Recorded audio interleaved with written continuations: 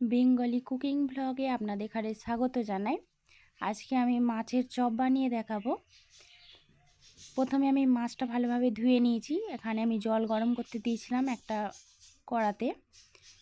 জলটা ভালোভাবে গরম হয়ে গেছে, মাছগুলো আমি সেদ্ধ করে নেব। আপনারা যে কোনো মাছ নিয়ে এইভাবে বানাতে পারেন। এর মধ্যে আমি কিছুটা একটু পাতিলেবু দিয়ে দেবো, পাতিলেবুর রস।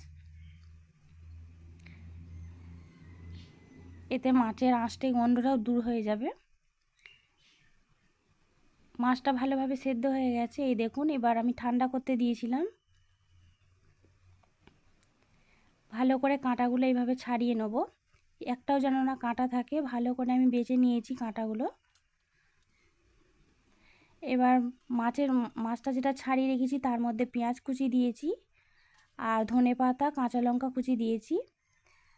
পরিমাণ মতো লবণ দিয়েছি, আপনারা যে যেমন পছন্দ করেন। এখানে লঙ্কার গুঁড়ো দিয়েছি আর হলুদের গুঁড়ো দিয়েছি, জিরে আর ধনের গুঁড়ো। লঙ্কার গুঁড়োটা আপনারা যে যেমন পছন্দ করেন ঝাল সেই অনুযায়ী দেবেন। যেহেতু আমি এখানে কাঁচা লঙ্কা দিয়েছি, আদা রসুন বাটা দিয়েছি আর পরিমাণ মতো বেসন দিয়েছি। এবার ভালো করে আমি মেখে নেব। এখানে কোনো রকম আমি জল দেবো না, আমি জল ছাড়াই ভালোভাবে আমি মেখে নিচ্ছি।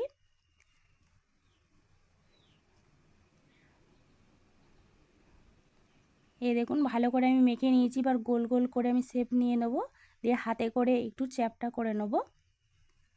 এই দেখুন, আমি এইভাবে চপটা বানাবো। আমি এইভাবে সবগুলো বানিয়ে নিয়েছি, এই দেখুন।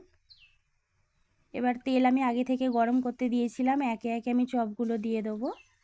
ভালো করে লাল লাল করে আমি ভেজে নেব।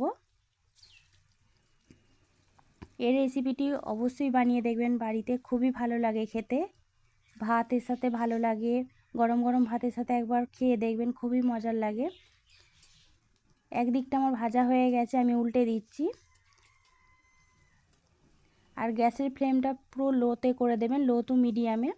তাহলে এতে কাঁচা থাকবে না, খুব সুন্দরভাবে লাল লাল করে ভাজা হবে।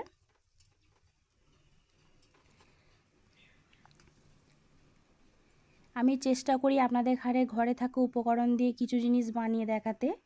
এই দেখুন, মাছের চপটা আমার হয়ে গেছে বানানো। আমার রেসিপিটি কেমন লেগেছে অবশ্যই কমেন্টে জানাবেন। আর আমার চ্যানেলে প্রথমে থাকলে চ্যানেলটি সাবস্ক্রাইব করে দেবেন।